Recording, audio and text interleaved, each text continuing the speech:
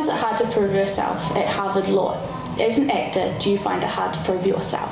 As a performer, I haven't really had to convince people to take what I do seriously, but in my real life, when I'm not a performer, I'm actually a full-time dance teacher, and a couple of times I've met people who think that being a dance teacher is a hobby, so I've had to explain to them that it's actually a full-time job and I get paid and it's how I make my living.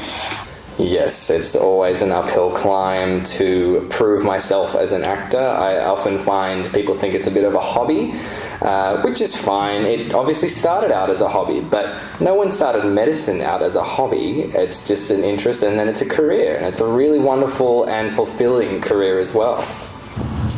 I definitely think you have to prove yourself as an actor, especially when you're young, and also being a female. I think that's something that we have to deal with in the industry. Yes, I do think that's the case, but I think that people are becoming a lot more accepting of like people having careers in the arts, so I think it's getting better.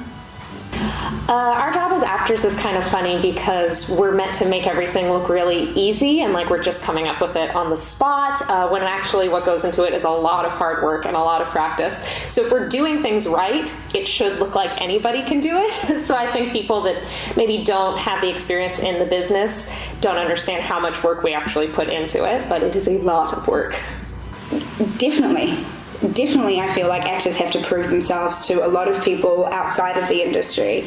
I feel like your average New Zealander doesn't necessarily understand that one can have a career in the performing arts in New Zealand, and that it's not just like doing drama when you were back at high school. It is actually legitimately my chosen career, and I've spent a long time studying and working really hard, and I think it deserves a place in New Zealand just as much as any other business, and I think it's the lack of support is really evident in things like funding constantly getting cut, but we're still here and we still strive.